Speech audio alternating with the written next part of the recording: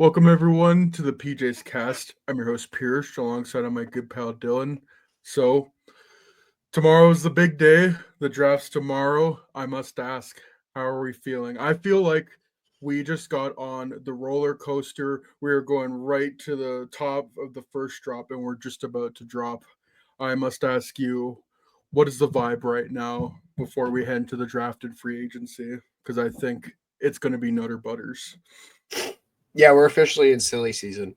Um, Vibes are good, I'd say. Trying to be pretty level headed this year because I don't want to set myself up for disappointment like I usually do. But at the same time, from everything that we're hearing, it should be a pretty decent draft from Chicago's end. And, league wide, it sounds like the trade market's starting to pick up a little bit of steam, which is good for us Yeah. because, we want to talk about trades and not just talk about people getting drafted. And a lot of that started last night or the last couple days too. So, you know, um, I guess that's really all I got to say. Silly season's in full effect. Yeah, let's waste no time. I know a pretty big trade happened last night, but I do want to touch on the Andre Burakovsky trade first. Do you want to lead that off, or do you want me to go? Yeah. So Andre Burakovsky is traded to the Chicago Blackhawks. It's 1-for-1 for Joe Veleno. Just quick touch up on Joe The Veleno. I trade think he is played one for like one. yeah, played like 15 games with the Hawks. I think every time we created a roster, he was always a healthy scratch. So they traded a healthy Yeah, scratch for a guy who's going to be in their middle six regardless, maybe even their top line with Bedard.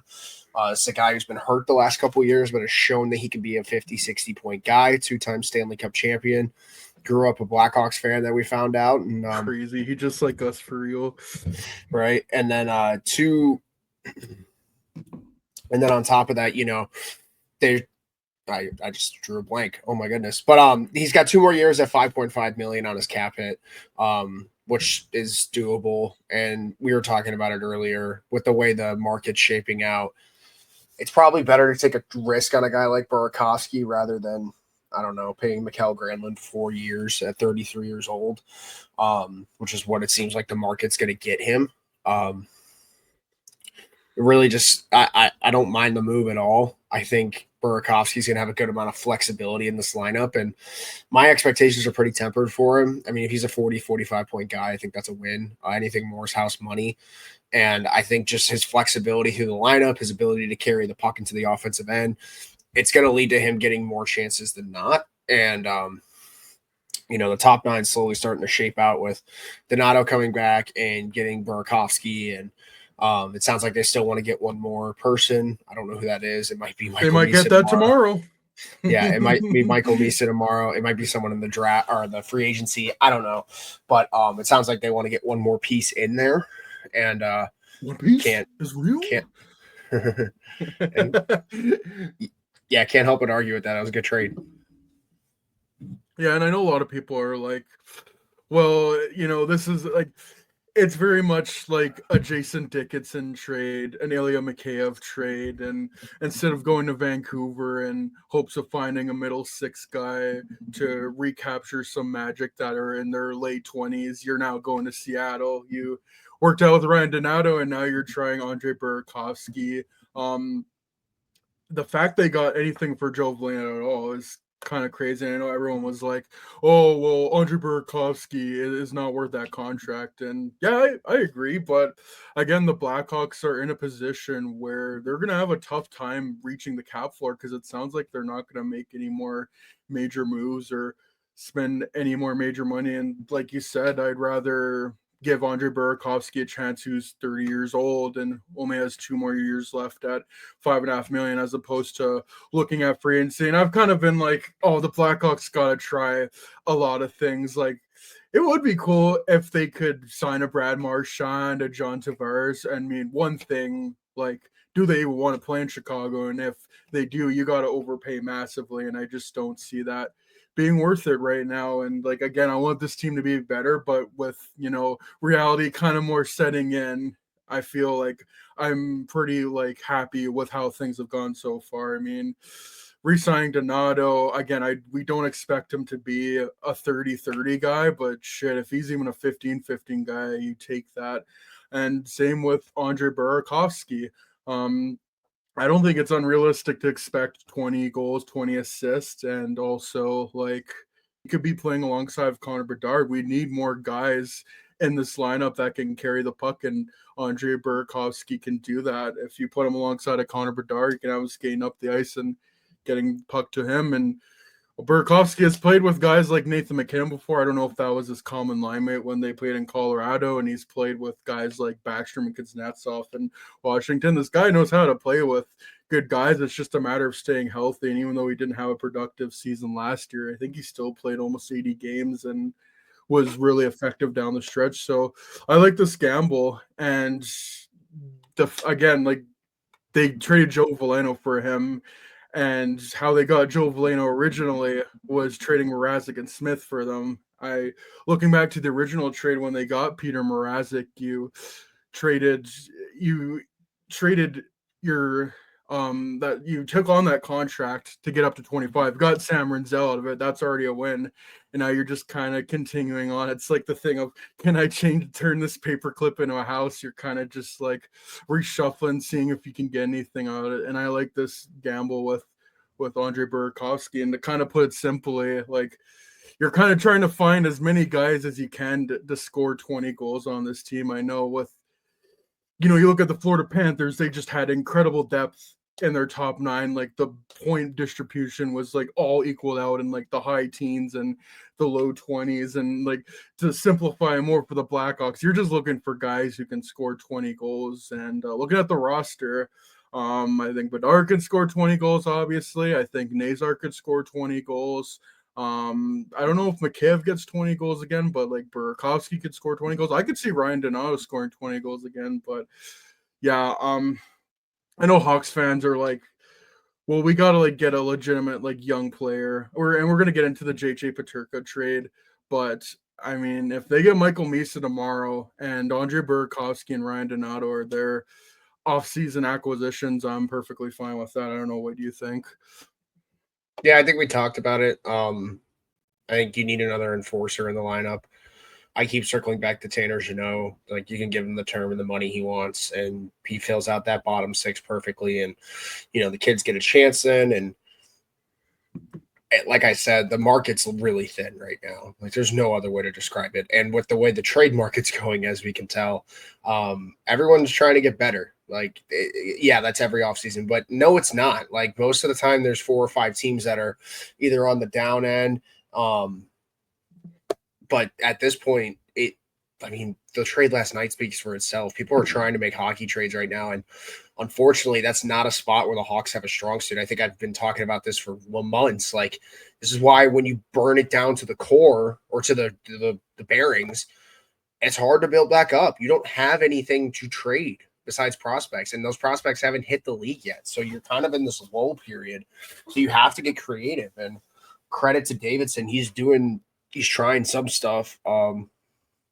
He's the most in the mix GM there is, which you can take that whichever way you want. I know which way I take it, but whatever. I'm just going to be honest. If we hear one more time that he's in talks or he's in the mix for something and doesn't get it, just stop mentioning the Hawks. Just stop at that point. Because either he is lowballing the fuck out of these people or the league just doesn't respect him at this point. Because he's been in the mix on like 5 big players. And it sounds like it falls through every time. I don't know what that is. I don't know if that's something about how they negotiate. I don't know if it's something about how they're trying to distribute the money. But it is concerning. It is concerning for sure, especially when you look at, the JJ Peterka trade last night and you see what that trade gave back. Granted, I think half the league is doing that right now, especially when you hear some of the offers they got, which just screams Buffalo's management or Buffalo's ownership's the worst in the league. It's their ownership 100%. Yeah. Yeah, they're cheap. They're cheap as fuck and they don't want to pay. But you got to get creative. Your division rivals are trying to throw 70-point players out like they're going out of style, and you don't have shit to offer. So, and then you don't want to even entertain Mitch Marner. So, I don't know. Maybe you should get creative because at this point you will be bottom 5 again. So, and I like the Burakovsky deal, I like the Donato deal, but they're not needle movers. And even if you No. lock into Michael Misa tomorrow night, it's not going to change the trajectory of this team all that much. And if it does, fantastic. But you can't expect an 18-year-old to turn around your entire team.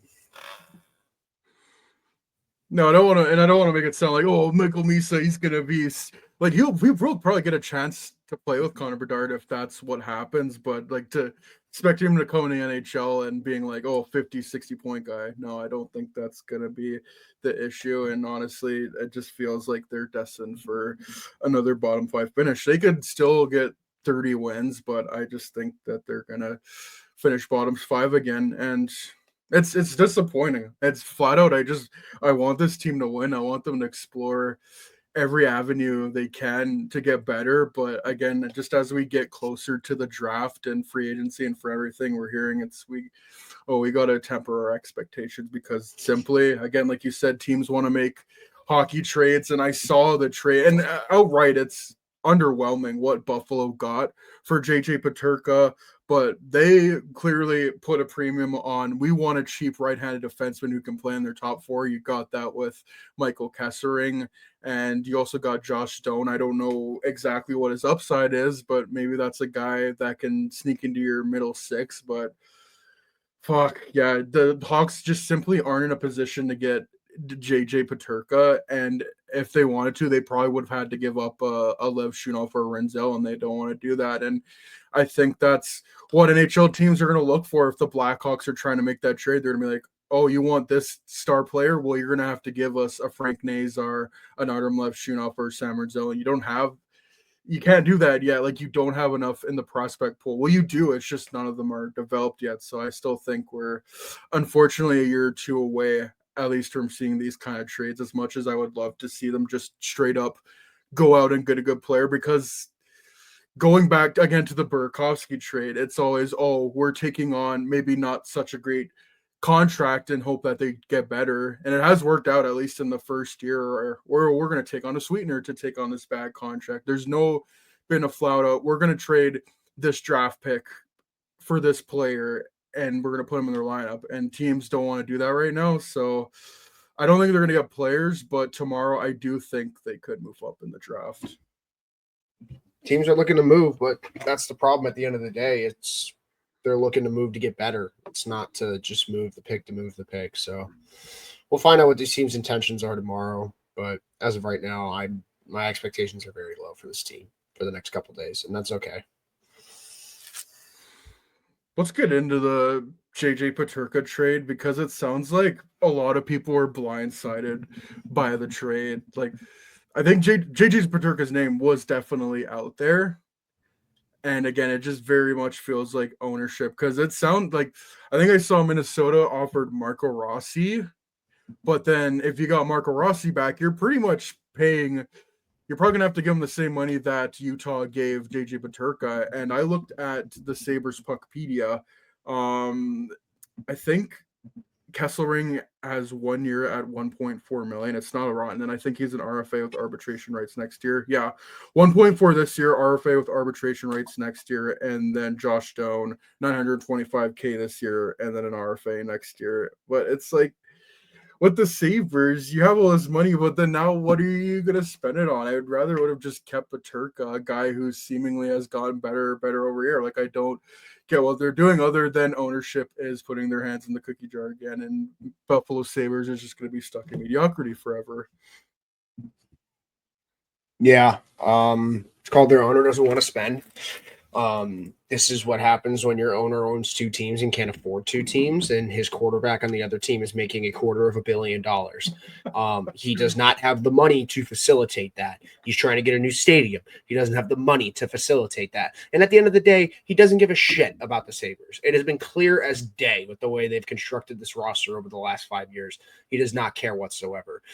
This trade screams they wanted to lower the cap hit this year, screams they wanted to lower the amount of salary paid. You're banking on Michael Kessering being more than a top 4 D-man, which even that is asking a lot, in my opinion. Josh Stone is at best a third liner. You could have, like, Utah had players to get. You could have got a Matias Michelli, someone who could put up points and maybe help in the aggregate, as I like to say, to get those points that Paterka produced back. But no, you got a guy who's probably going to put up like 30 points, and then you got a defenseman who you're hoping brings out some of the better traits of Darlene and Power. It doesn't move the needle.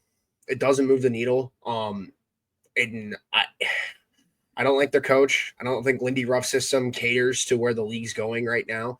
They're painfully thin through the lineup. We were talking to Jacob last night about this and just looking through the Or Jacob. I know, poor guy. Looking through the lineup, and it's like you're banking on Coolidge taking a huge step. You're banking on Benson taking another step. You're banking on all these different guys. Quinn getting better. It's not good.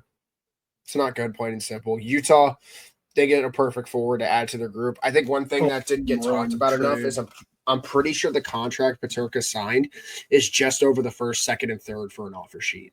So it makes a lot of sense why it's that number to get people away from mock drafts and whatnot. Not mock drafts, but you know what I mean? Just get them away from that. But yeah, it's disheartening if I'm a Sabres fan. That's for sure. I think it's disheartening for the league because it's from all intents and purposes. We heard Kyrou was offered. We heard Dobson was offered to some extent. Again, that's a money thing. That feels it's all ownership. Money. It's all money. Yeah. Pathetic organization. They're gonna pick 9. They're gonna pick someone who they'll probably pick Murta. They'll probably pick that. It'll probably be good. 6'6". Cool, and then they'll trade him in 3 years. Yeah, and they're setting a precedent. That's the thing. You can't allow your 23-year-old to force his way out of town. No, it's like the same thing with the Flyers with Gauthier a couple years ago. You just can't let that happen. But these teams lose leverage immediately, and poor roster construction and poor roster development leads to this equation. And Peterka's going to be happy in Utah. Probably going to play with Gunther and Cooley, which is disgusting. Oh, top 6 for Utah is gross, and they're still looking to make moves. I think they have like 20 mil in cap. They could still trade for Dobson or whatever. They could make another big swing. They're looking to trade for an impact player, so that still could be out there. And their right side still has Marino and Dursey. They didn't miss much. It's a great trade from Utah's end. It's a fantastic asset management, and it's something that the Coyotes wouldn't have done 3 years ago. Nope. They wouldn't have traded for a guy and given him a 5-year extension. This is what good ownership can do. The Buffalo should take a long look in the mirror at what Utah's new ownership group has done within a 2-year span with Utah, who's probably pushing for a playoff spot next year. Oh, yeah. It wouldn't surprise me if they made it, to be honest. Bad roster management all across the board. And Kevin Adams, I would say fire him, but I think this is out of his control at this point. Oh, 100% it is. Yeah. He's just a whipping boy for the Pagulas. Mm-hmm. Yeah, he's a puppet for them. It's okay. We'll get Tage in 2 years. That'll be exciting.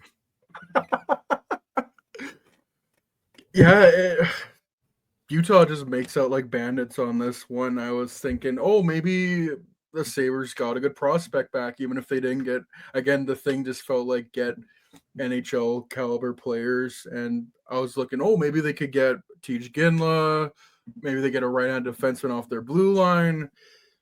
Yeah, and again, Kesselring, from all I've seen, could be a second pairing guy. That's good. Josh Stone, I don't know, maybe middle 6 guy at best. I just don't know if that's a guy who has gotten better over and over, over the years, who I think had almost 70 points, is 22, 23 years old. 23. Either way, I just don't make that trade. And Utah, not only do they have, I think, a very good top 6, they still have 4th overall. Whether they use that to pick a player, whether that's, say, I don't know, they pick Pardo Martone or Caleb Denoyer, they're going to get another good prospect in their system. And then just looking at their prospect system already, Dmitry Simashev came over, Daniil Butt has come over, you got Tej Ginla, I think Cole Beaudin, who they drafted last year, that's another first-round pick they have in their system, and they're set to win now. And they're that's the the most fun position I think to be in, is when you're clearly on the up and up and you still got prospects for days in your system. Again, that's where I hope where the Blackhawks are in a couple of years. And yeah, ownership, or I think over the next few years with the cap going up, we're really going to see which owners care and are going to want to spend money, because all the original six teams are they're going to spend money, whether that's good or bad. They're going to spend money. I think teams like Vegas, Florida, and Tampa are going to spend money, but for the Dallas. rest, Dallas, yeah, that's a good one too. I would think the Oilers are gonna spend money if they can keep McDavid around as well. But Oh, I'm sorry. what? I'm going off topic. I just saw the range for what Connor Garland's extension is going to look like. Guess the number. Guess the number. Not the years. I'm talking the money. Well, Schmitty, these are the Canucks we're talking about. Surely it's a very The same Canucks that traded for reasonable Evander number. Kane. Oh, wait, is it like $6-7 million? Yes. Yes. Oh my They're saying lord! I ballpark the AAV around 6.5 to 7.5 a year. For how many years? I have no idea. For Connor Garland. And I love Connor Garland, but Oh, I would take him on the Hawks in a heartbeat, but not for that. it's not a good contract. No. That's what I mean. Just silly season, and you know we can go on to that trade now, because that's another team where I feel their ownership is just all hands in the cookie jar and just making mind. But like, as much as I do not agree with it, and I think it's a horrible way to run your team, like that trade for JJ Paterka was clearly made to save money. I don't know what the fuck the Canucks were doing. Like, Kyle Davidson was unintentionally the cuck chair in that Mikko Rantanen trade. The Vancouver Canucks are voluntarily the cuck chair. Your division rival, who is off back-to-back cup final losses and are right up against the cap, and you're like, let's take on a player who was making $5 million for one more year. And you know what? We're not going to retain the money. We're going to take on the whole cap. And hell, let's throw in a fourth-round pick for them. And I believe the fourth-round pick that they traded back to Edmonton was the one they got for Vasily Podkolzin. So, what a stupid trade. Everyone's like, you trade JT Miller because he's a cancer in the locker room, and there's rumors about Elias Patterson. I don't think he's going to get traded, but now you pick up a guy who it just seems everywhere he goes. Like, we talk about coaches that have a shelf life. Evander Kane has a shelf life. Like, he had some moments on the Oilers, but it just seeing all the stupid stuff he did on the ice in the final. It's like, you clearly got to move on, cap hit or not. And you got rid of that full $5.1 million for a fourth round pick. And to me, the main thing I took away from the Canucks is, oh, you're saying goodbye to Brock Besser and you're replacing him with a 34-year-old Evander Kane. Awful. Poor roster management. Once again from Vancouver, which you just love to see. It's their favorite thing to do. Like you said, they wanted to get better with the culture, and they got Evander Kane. Hometown guy, like that's a cool story, I guess. But I guess. how does this move the needle? You have a bunch of guys who get hurt all the time. Shit. Yeah, that's another thing I didn't think about. Yeah. The first thing you do is get a locker room cancer. Nice job, guys. Really looking good on you right now. When's Quinn Hughes need an extension? Like a year from now? Yeah, have fun with that. I think he can. Yeah, next off season he can sign an extension, and I think I'd rather go play in New Jersey with my brothers than stay in Vancouver. Yep. Just a joke. Just a joke all around, and they have no one to blame but themselves here. If I'm being honest, they put themselves in the situation from the get-go. They are making moves to not get better now, but to build a culture, which I don't know what culture you're trying to build except being bad at hockey, or not even bad, just very mediocre, which is kind of what you were last year. I mean, mediocre is the worst place you can be in sports. So you're replacing Brock Besser with Evander Kane. Think about it like that. It's not good. It's not good. And then for the Oilers, they got their second draft pick tomorrow. So they have like a third and a fourth.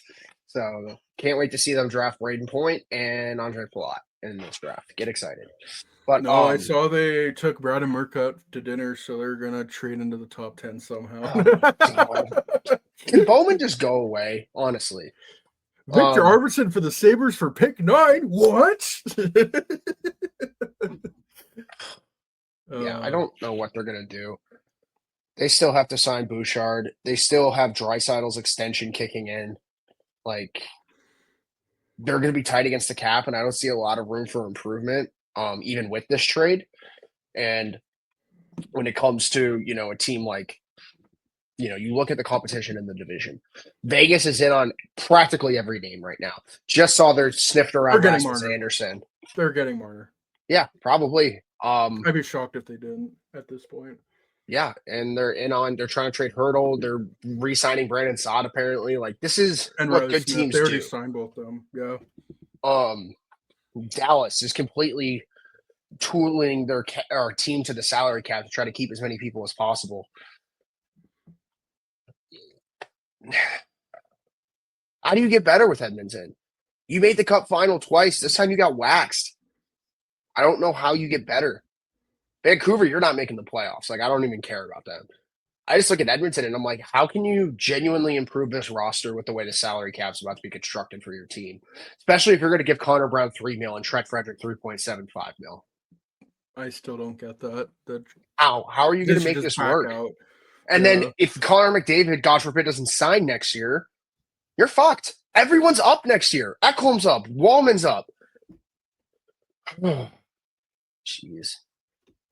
It sucks too because they actually have decent deals on that team. Like you look at Hyman and Nugent Hopkins, Oh. that's good stuff. Tidy business, but I just don't see how they can improve their roster at this point. Genuinely, I don't know how. You probably got to take a couple flyers on some people. Maybe it's a Victor Herbertson for Matias Michelli swap. Who knows? But they got to do something. I don't think the answer's in the room, and you can't. And you need a goalie still. It's funny because that could just be the simple fix they trade for a goalie, but how do you get John Gibson from Anaheim? I don't. How are you going to get Jeremy Swayman for Boston? I don't think you You're do. not getting Jeremy Swayman. That No. everyone doing the Jeremy Swayman shit, that's not happening. Boston isn't trying to get worse right now. Clearly, from everything we've heard. And they have three cornerstones. They have their cornerstone winger, their cornerstone defenseman, and their cornerstone goalie. And they might get their center in the draft this year. Who knows? But now it'll be next year. It's Gavin McKenna. No, that's to Pittsburgh.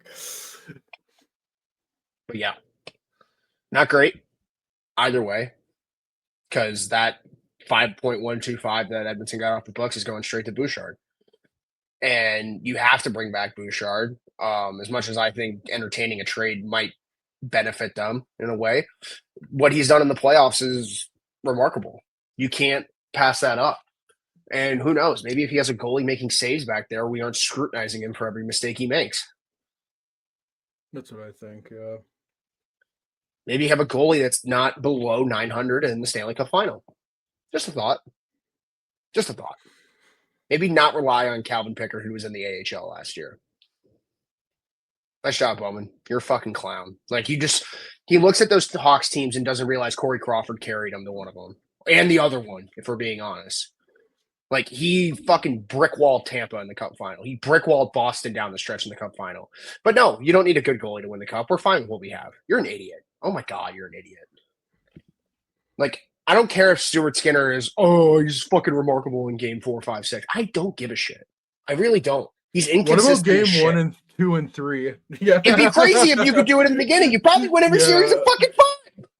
Yeah. I'm over the Stuart Skinner experiment. I'm over the Calvin Pickard experiment. It just doesn't look good in Edmonton right now, in my opinion. No, I agree. There's a lot of work to do, and it's not even a matter of, we need an elite goalie to win, because I think contrary, like you can win a cup without an elite goalie. You just need an average goalie, and you simply did not get that in this cup final. You got that throughout the first 3 rounds of the playoffs, and you got to the Stanley Cup final, but then you got to win. Like at this point, it's not, we can take this going into next year. Like you regressed from last year, and Stuart Skinner, I think, put up a 900 save percentage exactly in the 2024 run, and you got 2 goals away from a cup. and then this year he regresses. Same with Calvin Pickard in the Cup final. Like, again, how, like you said, how much longer can you keep doing this? You just like the fact that they had to have a debate which goalie is going to start in Game 5 of the Stanley Cup final in Game 6, like that does not need to be a discussion for for a good hockey team. Like, I'm just thinking the last few years, like how many truly elite goalies have won the Stanley Cup? Like the first one in my mind, maybe the last 10 years is Vasilevsky. Like Bobrovsky, I think very good goalie.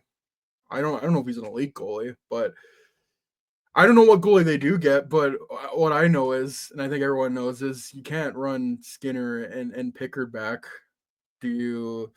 Again, how do you make a trade for John Gibson work? Are you just going to go to the market and get a Jake Allen? Is that going to magically solve everything?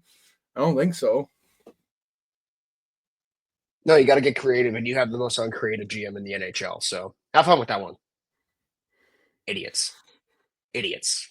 Connor McDavid should not resign there. And he will, because he's just in a fucking mental health. He's just in a love-hate relationship with this organization because he wants to win so bad. And his comments are deafening. If I'm Edmonton, if you don't win this year, this fucker is leaving. He's fucking leaving. If you don't improve this roster this summer, he has no reason to sign an extension. Clock's ticking. Figure it the fuck out. And better yet, maybe stop giving middle six forwards no move clauses. I thought we learned this mistake in Chicago. What an idiot. God, I cannot stand this GM. It's not even a Bowman thing. Like, as much as we hate Bowman for a multitude of reasons, this is a decade plus of just pure incompetence. Just the goalies they've gone through. Really, the best goaltending they got was Cam Talbot, but then they played him like 75 games, and I don't think his career ever got on track after that. And then you're playing Mikko Koskinen and Mike Smith, and then now you're Stuart Skinner and Calvin Pickard. Can you not do better than that? I look at, like, this trade might mean nothing, but I saw earlier today the Florida Panthers traded for Daniil Tarasov, and I look at what Florida has done with goaltending. Like, that's the kind of trade I think the Oilers need to pull off. Like, you need to get an Aiden Hill where you just get a goalie out of buttfuck nowhere who just shuts it down, and your team goes on to win a Stanley Cup. And just going back on the incompetencies, I think they had a deal to get Darcy Kemper, but they're like, no, we're gonna get Jack Campbell, and then look how that played out. Darcy Kemper goes on, wins a cup with Colorado, and then now you got, for a team that's right up against the cap, you're paying however much money for Jack Campbell where you could put into something else. It's just 10 plus years of bad decisions. And for how good Connor McDavid and Leon Draisaitl is when you don't win the cup, the reality sets in, like how bad they have been with drafting, developing, and just about damn near everything else. Yeah, like let's just look at the last 3 years alone. Let's look at the goalies that have been traded and on the market that they could have accomplished. Let's see. We start with Jacob Markstrom. Elena Solmark was on the market. I'll give him credit for that. They were still in the cup final when he got traded, so it's kind of hard to make that move. Yeah, right before Game 7. Mackenzie Blackwood on the market. Aiden Hill was fucking on the market multiple times. Darcy Kemper, like you said, on the market. You could have got a fucking goalie. I'm not going to hear this. Look at the Capitals. They revamped their goaltending overnight. Logan Thompson was available for 2 seconds last year. Shit or get off the pot. Oh my God. I don't want to hear, oh, we're going to run it back with the same guys.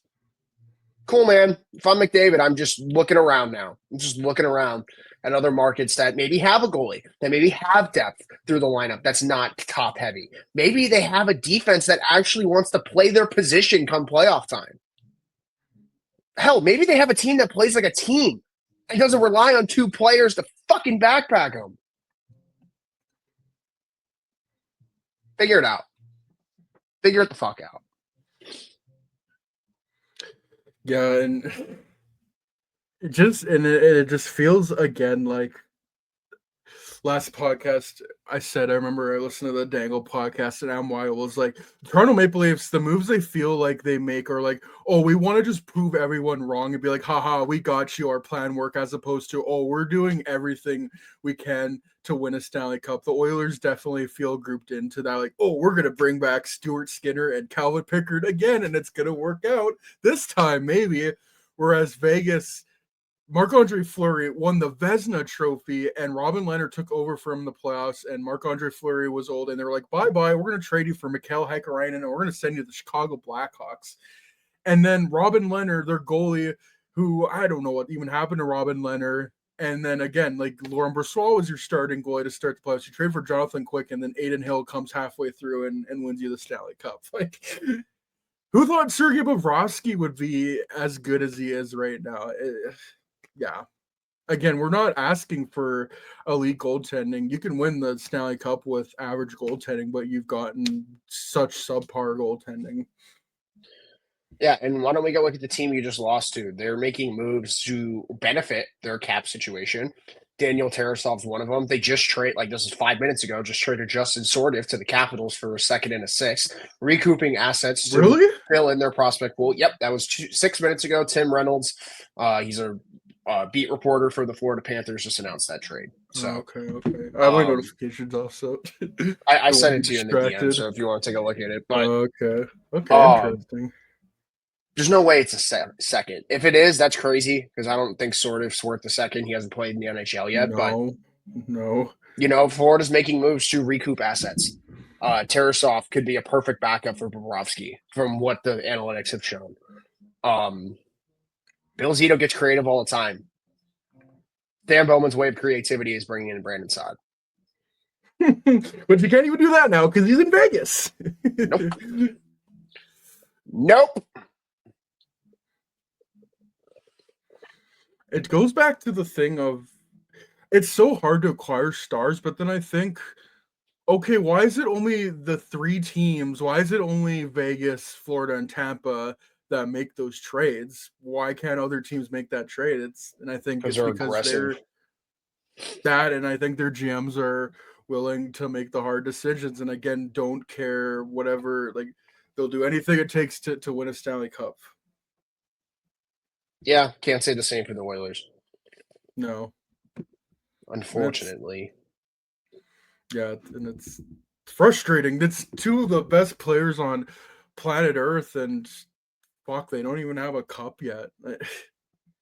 Joke. two back to two back-to-back cup finals losses, and this year was worse than last. I mean, I don't know how you could ever spin back-to-back cup finals as losses as a positive, but shit, yeah. Like that might be as close as you get. That's the sad reality. Figure it They should out. have a cup already. It's so hard to If ifs win. and buts were candy and nuts, if I had Yeah. wheels, I'd be a wagon. If a frog had Mhm. legs, it wouldn't. If a frog had wings, it would have bump its ass when it hops. Like, just saying. Figure it out. I'm tired of making excuses. You're in year 10 of this generational talent. And he hasn't even. What a joke. What a fucking joke. This is like if Crosby and Malkin hadn't won a cup 10 years into their career. Dude, people were panicking when they only won one. Like that's the kind of expectations that the Penguins had. And you know what they did? They went out, did another first round exit to the Rangers. Oh, let's go get Phil Kessel. Let's get Nick Bonino. Yeah, that's what they did. I think they traded David Perron for Carl Hagelin. They got like Justin Schultz for a second round pick, and Matt Murray came out of nowhere. Like, yeah, that's what happens when teams make smart moves and know how to develop players. Oh, man. So The concept. I want to rotate because I want to go back to the Blackhawks. Mm-hmm. There's too much. Like, we need to talk about the draft. Okay, I'm down. I'm game. There's too much smoke right now on pick 2. I've seen at least half a dozen beat writers since they've gotten to LA mention that's the talk of the town. There's too much smoke right now. All the prospect guys are saying it too. You know, it seems like a running trend in this league. You pass up on the really good winger the 1 year, and the next year one falls right into your lap. You look at Montreal, what happened with Demidov. You look at Mishkov last 2 years ago. Yeah, fuck, even Fantilli 2 years ago fell to 3. Hawks going to be in a real good spot here. And regardless of if Misa falls, it sounds like Frondell isn't making it past 3. So I think that's I guess relaxing thought is like, oh, if they go Denoyer or anyone else, you're almost if they kind go of. I Denoyer, mean, Kyle Davidson's crew sucks ass and are also the best smoke screeners in the goddamn world. Ugh, terrible. I don't even want to think about that. But I don't think it's gonna happen, and I don't think they're gonna get Martone or even a Hagens. Like I think that's gone and past. Like I think they're gonna get one of those two, and if they don't, then killing ourselves on stream tomorrow. Tune in. check it out, guys. Get so excited. Oh my god. But yeah, not looking forward to what's going to happen there. And then it sounds like the draft's wide open after 4. I mean, like you said, half the league's looking to trade first round picks right now. Yeah, I've heard so many mixed things on Hagens. I've heard he can go for as high as 5. I heard he if might he drop to pass, 11. if he falls past 10, you need to trade up. No excuse. Like if you're not gonna be able to go out and land a JG Paterka, then you need to use all those draft picks you have and get up and get a damn good player. Yeah, go talk to the other Kyle D. He loves doing business with you. He loves moving back in the draft too, and he's got 2 firsts to do so. Woo! Oh my god. Just clown shows all around. But this is what they got to do, right? You got to get creative. A lot of these teams are trying to get creative right now. We hear so many rumors before the draft happens, and then the draft just goes the way that we probably all expect it to go most of the time. I think this year's got a little more smoke to it, just because it is such a diverse draft class. Because I think after what it sounds like 3, it's a crapshoot right now, and it's been like that the whole year. I argue up until the last month or so, after 2, it was going to be a crapshoot. But it sounds like Frondell interviewed very well, and people actually started watching tape on this kid and saw what I saw 2 years ago. But that's not the point. People are hoping for Sasha Barkov now. Like Yeah, Sasha that's Barkov what fever. you're drafting to be. And I don't even see the Sasha Barkov in him. I see Tage Thompson in him potentially in terms of just being an offensive dynamo. Because that shot is disgusting. Like you got to watch some of these highlights. He scores from everywhere on the ice. It's not like no offense to Lardis. It's not like he's just cranking in one-timers off the right circle. You know what I mean? Like he's getting around the net. He's wrapping the puck around. He's great on the wall. Some people want to say he's a passenger. I say otherwise. He's maybe not the best in transition, but oh no, you have Connor Bedard, who's one of the best rush forwards in the NHL. Oh, but they have no one rookie. behind that. They don't have a guy like Frank Naze or anything. Burakovsky's transition stats aren't terrible. Like Teravainen's aren't terrible. Like you're gonna have people who can get the puck to him. And then Michael Misa is just a dynamo that you put in your lineup immediately. You can control his development. You sign him to an entry level, put him on the Hawks, and then if that doesn't work, yeah. Frondell I think would get time in Rockford, or they're going to put him in the men's league next year in Sweden. That'd be my guess. Like the top league, not play with this team that was recently promoted from the Allsvenskan with Marcus Kruger. Yeah, but it's going to be an interesting spot to be in. I don't think they can go wrong here. I don't think the Sharks can go wrong here. I just think if they go Frondell and we go Misa, that benefits both teams extremely well. They need a bigger body like Frondell in that forward core. I mean, the Hawks do too, but the Hawks need they need someone to ride shotgun with Bedard. They already have that for Celebrini and Will Smith. The Hawks need that. And Michael Misa could be that. Anton Frondell can too. I'm not gonna pretend like he can't, but yeah. Like Michael Misa, in my opinion, projects like a Logan Cooley, where he's just gonna be electric with the puck. Yeah, 65, 70 points. Probably a point a game once he's at the height of his career. I think I was telling you last night, I see him as like a 30-50 guy in the NHL, which, could never use a player like that on a good team, ever. No. It's not like Florida had like 5 of them. But,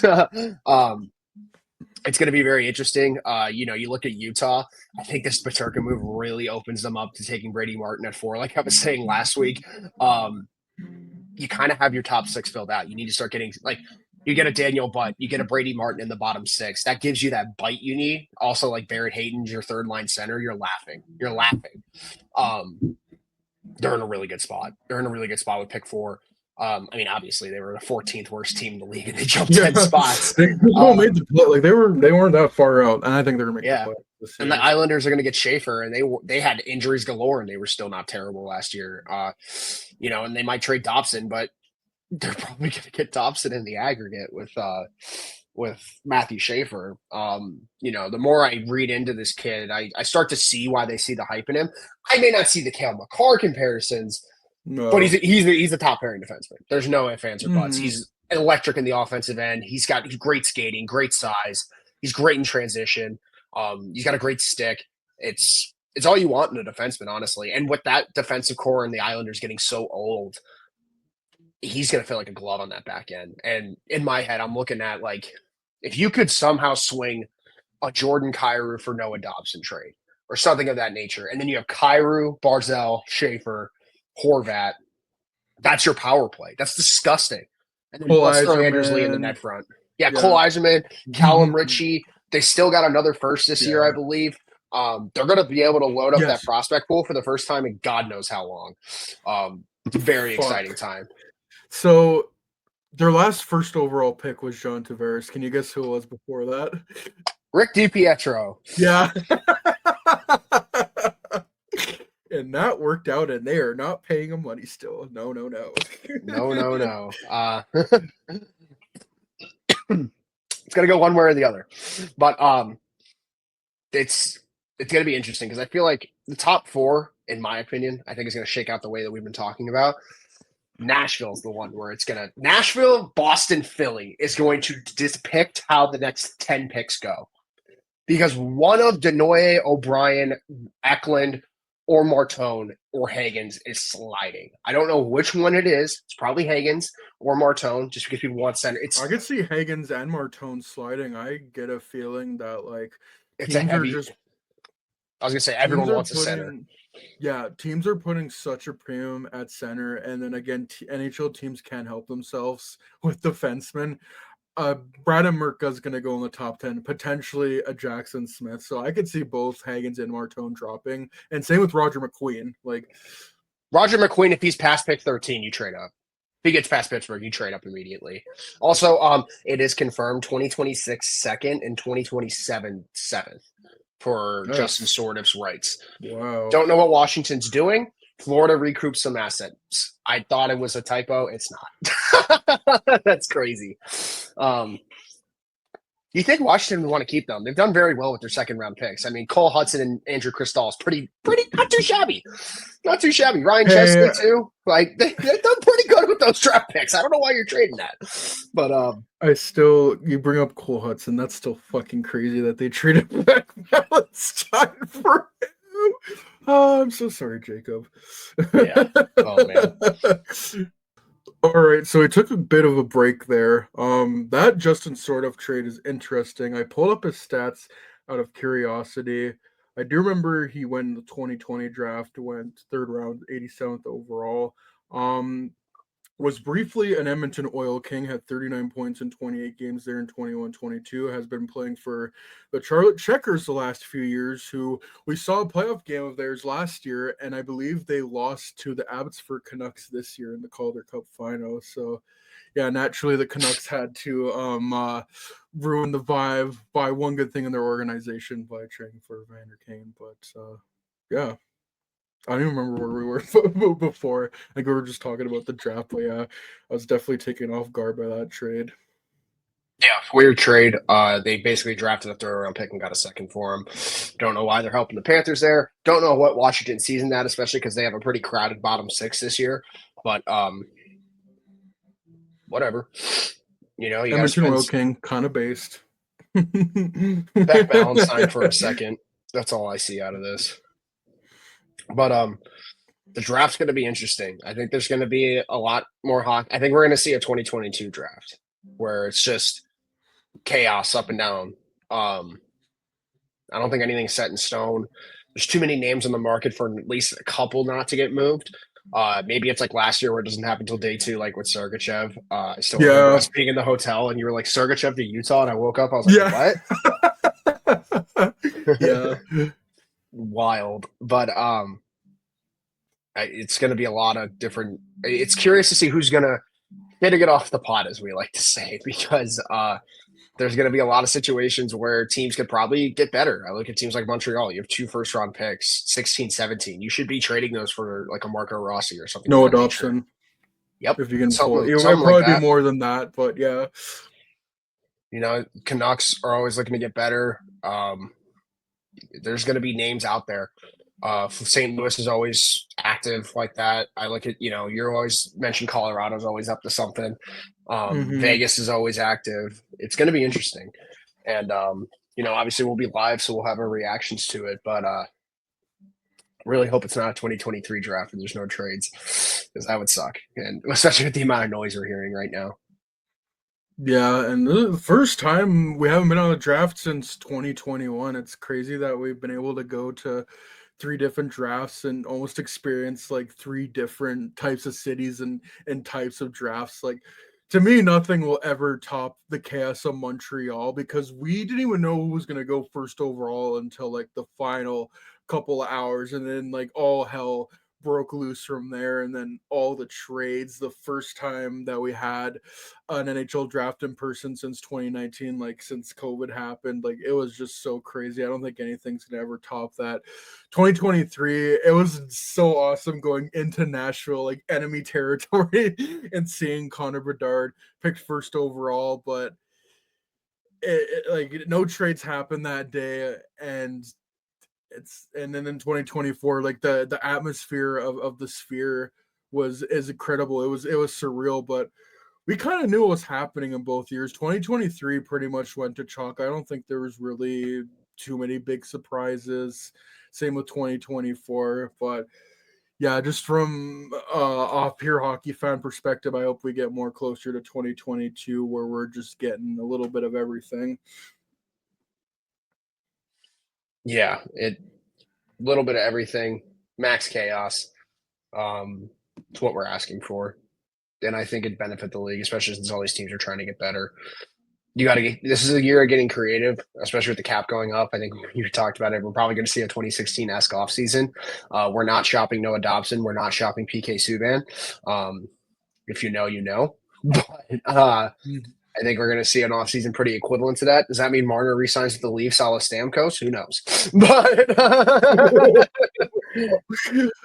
uh, um, that's to the eyes of the beholder, I guess.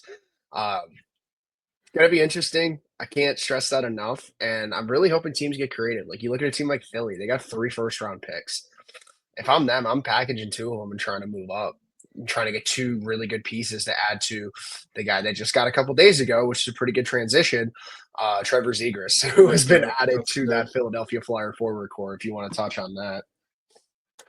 Yeah, again, another guy you look at and oh, why couldn't the Blackhawks have got him? And again, it's just the same thing. They don't have the type of roster players that everyone's looking for. Again, Utah getting a second pairing defenseman, Michael Kesselring. Blackhawks don't have that unless you're trading Lev Shunov for Rinzel. But I don't think Kyle Davidson or any Blackhawk fan has any kind of appetite for that unless you're getting just a superstar winger. And then I don't even think the Blackhawks have a Ryan Paling type of player. So I think yeah, things just fell short there. And I've honestly just thought for the longest time, like I felt if they could make a trade for Zegers, they would have done it already. And I do believe the organization does put a premium on work ethic and compete. And I think sometimes Zegers is inconsistent with that. But again, I see that trade and I think what like I don't even know if he's a 60 or 70 point player like he was a couple years ago, but if you even get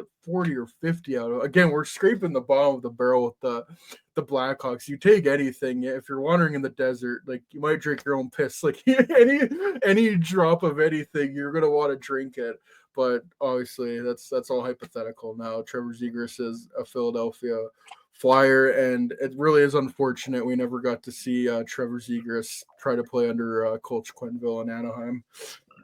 It's a damn shame. I was so ready for training camp. But it's interesting. How can you not look at this like Anaheim fucked up a year ago? Because Montreal had a deal on the table to where they could have got a first back for him. I mean, you get the guys who are going to play your style and Ryan Poehling. You get a draft pick. It's just a shame. It's a shame you've wasted a player who had such promise. And injuries have derailed it the last couple of years, but it's also the way you're distributing him. Greg Cronin was hell-bent on putting this guy on the wing. And yeah, Greg Cronin probably put some more he probably completed his game a little bit. But we talk about this with Bedard all the time. You don't make Bedard Patrice Bergeron. You make Bedard Dennis Savard. Like you lean make him into Connor his Bedard. strength. But exactly. Yeah. Like you let him be Connor Bedard. You let Trevor Zegras be Trevor Zegras. Yes. And I think even with Rick Tocchet as the coach, you got Mishkov there, you got Konechny, you got Bobby Brink, you have Sean Couturier, Tyson Forster, you have Noah Cates. Like they have a really good top 9 there right now. Zegras is gonna get a chance right out the gate. Coming up too. They're gonna give him a chance to play top 6 center. He's gonna get power play one time. He's probably gonna get time with Mishkov. It would not surprise me. This guy's 65 point player again. Like this is for all the stuff Danny Briere does. He knows when to acquire skill. He's done it time and time again. He drafted Jet Lachenko last year, but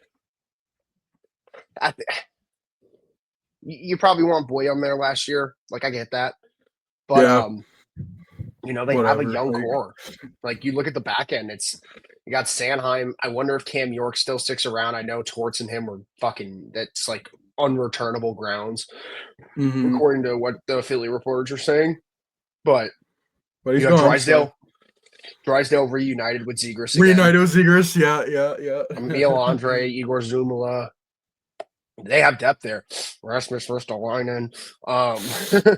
They just need a goalie. Yeah. And this is the type of team that they should be all over Thatcher Demko right now. They should be all over John Gibson. I would have tried to get Gibson and Zegras, honestly. I think that would have benefited them immensely. It's a team that if they get creative enough, they're going to see a pretty big jump in their points. I mean, they weren't bad last year by any means. I think they were actually in the mix longer than people expected. But if they could stay healthy, they have not been bad like the Blackhawks have been. So no, because they keep players. It's crazy. It's a crazy thought concept. What? You don't trade your Travis Konechny's. Who would have known? But maybe your Sean Couturiers or Travis Sanheims. Yeah, exactly. Anyways. But get a goalie, and I think this team's cooking with grease. Honestly. Shit, if I were them, I'd even look at like Art Soderblom or Laurent Brossoit. Otter in your Blom. Like I need to see how bad their goaltending was because I know it has not been great, but I wonder if it's been like truly awful. I know Ersson was bad last year. Not as good as Art Soderblom, and he got to go to Team Sweden at the Four Nations Cup instead of Soderblom. And we forgot about Owen Tippett with Philly too. Like they're deep at forward. Yeah, it's not like high end talent. I mean, Konechny was point a game last year, but I imagine Mishkov's not going to go 20 games without a point again, so that'll help. No, probably not. Which is crazy to think. He had it wasn't 20; it was like a 13 game point drought, and he still finished like 60 points. So that should be fun. He's a really good hockey player. And they're getting another guy from Russia too. I forget the name, but he's coming over too. Sounds like he's going to immediately slot into the lineup in Philly. I don't want to butcher the name.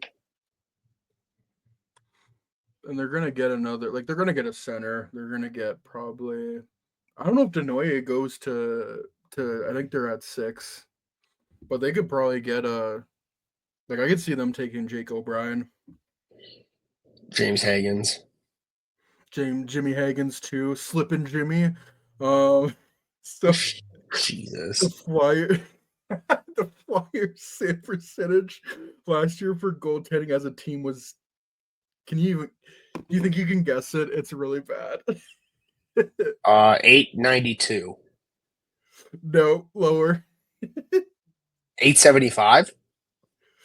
A little higher, but yeah, 879. Not Ugh. good. Yeah. Yeah, make a save and you're probably winning way more games than you'd expect. Damn. Yeah, 33, 39, and 10. The Metropolitan is not all that great. Dude, you could win an extra 5 games next year, and that like might put you pretty close to the playoffs. Yeah. And it's a East where I think it's a little more open than people realize right now. Especially the Metro. Columbus is probably going to get Oh yeah. better. I don't know if the Mm-hmm. Rangers are going to get better. The I Islanders know. are kind of in a limbo. Carolina's in a Oh yeah. retool. Washington's going to be good. You'd have to think, unless there's massive regression. They are an older team, so you kind of have to expect that. Um, there's legit possibility this team is in the playoffs next year, maybe if everything goes right. I think New Jersey's going to probably run away with it again, just because if they New Jersey's healthy, they're so deep. If It's you it's just have a unbelievable. healthy Jack Hughes, yeah, you're fine. It's unbelievable how deep they are. Yeah, a perfect example is New Jersey too. Like once New Jersey got a goalie that could make a save, they're back in the playoffs. It's a miracle how that works. Yeah, they also got a new coach too. Oh, it's crazy. You got one of the best defensive structured coaches in the league, and Rick Tocchet. Probably going to benefit. Philly's going to be interesting, man. And Anaheim got more people to play into their skill set, what Joe Quenneville wants. Joe Quenneville's going to love Ryan Poehling. Probably going to try to turn him into fucking David Bolin, knowing how this league works. But can't help but look at it as a pretty even trade. You like Anaheim to come out with more picks, but what are you gonna do? Yeah, it's the thing of like, yeah, you want to get max value, but then it just gets to a point where you just got to move on, and you got an NHL player back, you got a draft pick. I think they got like another late draft pick. I guess you just take that and move on and look at the whole picture and see like your team very well could make the very much can make the playoffs next year. Words are tough right now. And kind of to like further on like the Ducks and them with Gibson and Dostal as their 1-2 punch goalie. Like I look at Joel Gwenville especially and like the last few years of him being a Hawks head coach. Like just look at the goaltending he had. Yeah, he had Crawford, but then you were blessed with backups like Ray Emery. You had Antti Ranta for a bit, and you had Scott Darling. I don't think again, at the end of the day, the GM makes a decision, but if I'm Joel Quenneville, I'm like, let me keep Dostal and Gibson because I know I got two goalies that give me a chance to win every day. So yeah, if any other team is calling for John Gibson, like it's got to be a significant offer, and you got to be like, no, I'm not retaining any salary on him. Yeah, no, you're not. That's the reality of the situation at the end of the day. Not retaining, not a chance. And Um, they got Jay Woodcroft as an assistant head coach. Did you see that? Croftinger Wood in Anaheim. Get so excited. Oh my god, dude. Just like But Luke Richardson got a job in Nashville. I hate this league. I mean, good for Anyways, him, I mean, but yeah, yeah, Woodcroft's finally yeah. back in the NHL, but Oh, I meant. Oh, yeah, for both of them, I guess. Richard or Woodcroft and Richardson. I mean, Richardson, I wasn't worried about him getting a job again. He's a great assistant coach. He just needs to learn Mm-hmm. that your defensive structure is good, but it leads to no offense. So if you can find a balance, you're Mm-hmm. probably a pretty good head coach, honestly. But we'll see. I'm Mm-hmm. not gonna pretend like he was given the best roster in the world in Chicago. No. Shit, I don't know where do you want to go from here. We can talk about the Hall of Fame class. Duncan Keith is in the Hall of Fame in his first year of eligibility. Oh yeah, color me shocked on that one. Well deserved. 3 Stanley Cups, 2 Norrises, Conn Smythe, 2 gold medals. I mean, what else do you want to hear? Um, Catalyst of 3 Stanley Cups was the main reason they won the 2015 Cup, just being running off fucking diesel the entire playoffs. Yeah. Another big one's Alex McGillney getting in. I think Jennifer Botterill getting in is Oh, awesome. long overdue for Alex McGillney. Good lord. I saw this story. Um, I think he was in Vancouver and Mike Keenan was the head coach and Mike Keenan got mad at him and Alex McGillney was just like, "Do you think you're fucking scared?" Like I'm paraphrasing this, but he's like, "Are you think you're fucking scaring me, Mike? Like I defected from the Soviet Union. They threatened my fucking family." And Mikey's just like, "Shit, you're right." Now Mike knows because Yeah, he's in fucking, what do you call it? He's in Russia. So he yeah, gets it. he's a only head coach to win a Stanley Cup and a Gagarin Cup. Shame. Oh man. Chara also in the Hall of Fame. Why am I blanking out on the other names? It was Chara, Keith, McGillney. I feel Joe like I'm Thornton. missing a name. Joe Thornton, yes, that's what it was. Just that guy, just a Hart Trophy winner, and I think a 2-time Olympic gold medalist. Yeah, I mean Joe Thornton. I think he's what, like third. He's top 10 all time in assists, something like It's that. ridiculous. Like look at his 05-06 season. He was traded and he still finished with I think 96 assists. Jonathan Chichu is a legend because of Joe Thornton. Yeah, yeah, and got them Danny Heatley because of it. The Heater. Certainly, they won a cup with Heater though. Oh, what's that? They lost Yeah, to the Hawks. Oh no. Anyway, but you know they won a cup later on. Surely, I'm sure of it. And they didn't. They probably didn't go on to blow a 3-0 series lead to the LA Kings. No, they would never do that. And they wouldn't lose in the cup final to Pittsburgh when they finally got there. No, but anyways, I yeah, he want to didn't look have that the up. best of luck with Stanley Cups, but still a hell of a career. Left a legacy in Boston and San Jose. Uh, well deserved Hall of Fame nomination, and then you know, I think this is pretty sound class. I know everyone's getting, their underwear in a twist because Carey Price didn't, He'll be there you next know, year. He'll be there get next year. in, Yeah. whatever.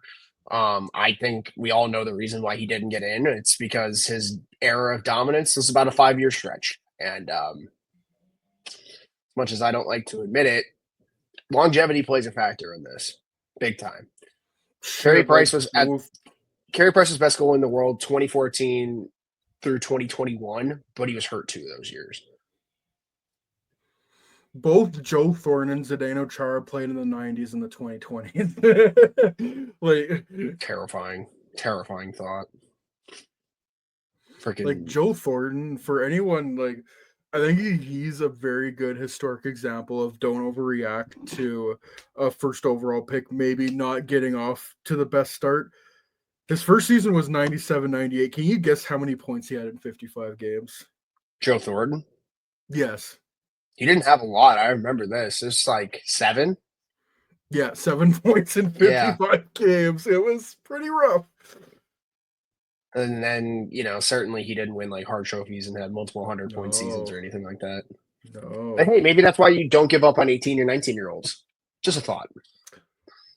Yeah, yeah, I think that's a good rule of thumb. Like 05-06, 125 points, 96 assists. Like just seeing that is so goofy.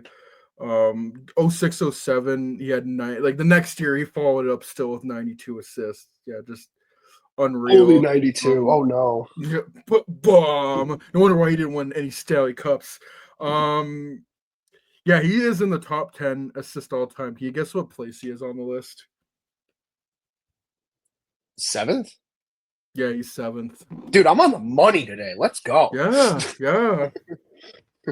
The only players that are ahead of him, some bums. I don't know, this guy, Paul Coffey, Yarmer Yager, Ray Bork, Mark Messier, Ron Francis, Wayne Gretzky. I've never heard of any of them. So, Wayne Gretzky guy's a bomb. Heard he's not better than this yeah, and that. tell him. And then, Paul Crosby Bizimette, more just like, casually there 10th with 1,062 assists. and And he's missed like only 120 games. Like, Jesus fucking Christ. he'll probably get past Thornton next year because he's at 1,062. Joe Thornton is at 1,109. Like he's one behind Iserman, and then I think 17 behind Adam Oates. Like yeah, he's gonna get into at least the top 7 next year. I think. Almost like he's the best player of a generation. What? Would have never guessed. Never. Ever. No, no. Beast mode. Beast mode from the lab, known as Sid from Cole Harbor, Canada.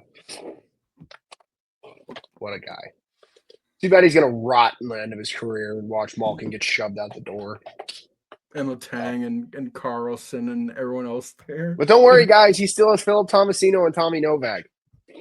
Whoa! Let's go. They're getting Kevin McKinnon. It's gonna make me so sick. And he's gonna live at Crosby. It's every 21 years, man. 1984, Mario Lemieux. 2005, Sidney Crosby. 2026. So that means the Hawks are winning the 2030 Stanley Cup.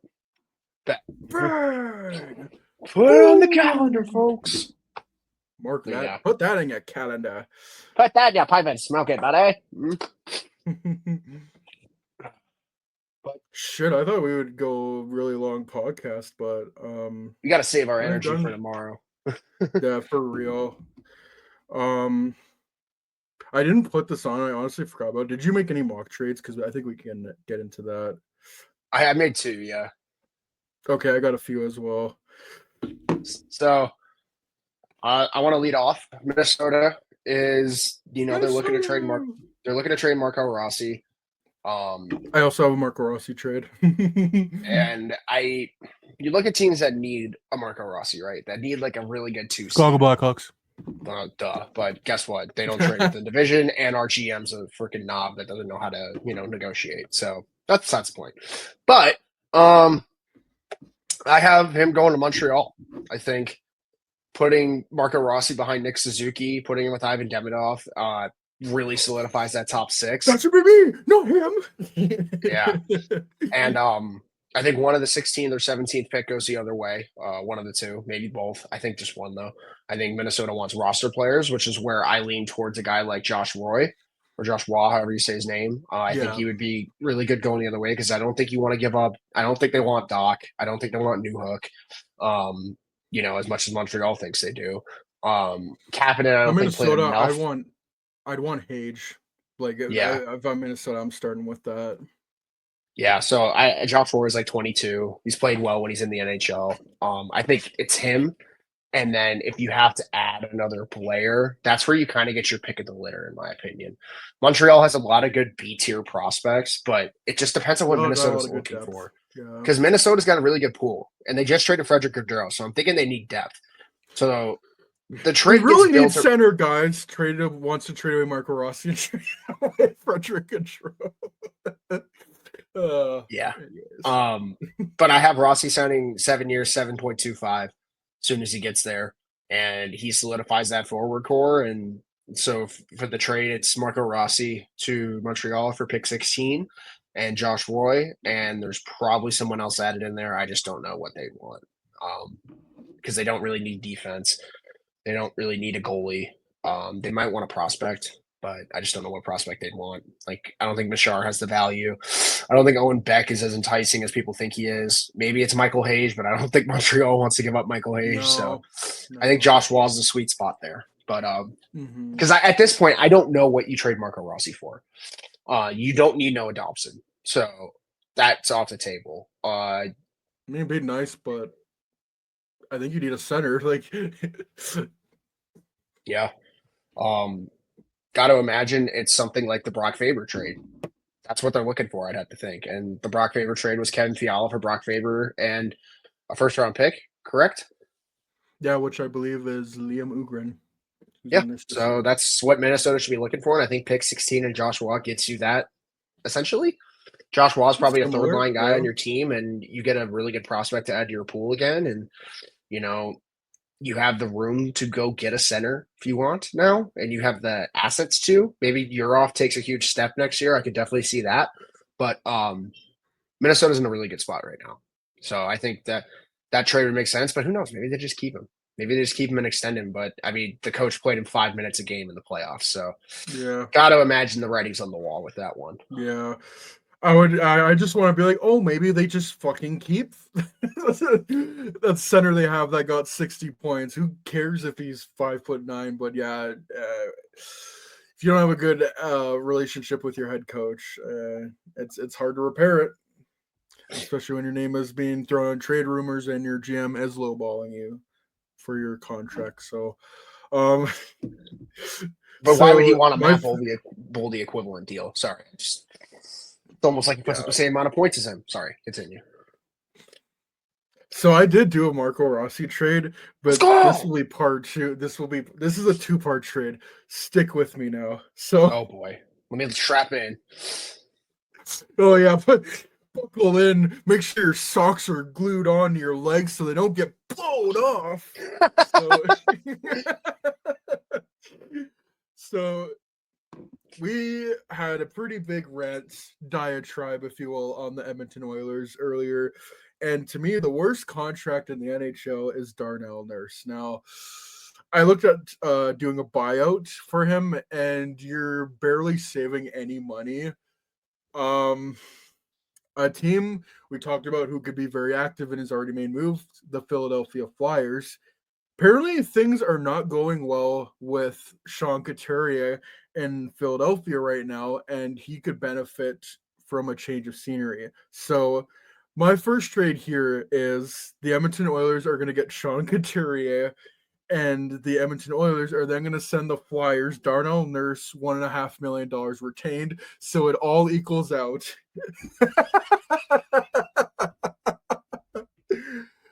Okay, You're like, okay, I fuck with that. I do, but like, what? Oh my god!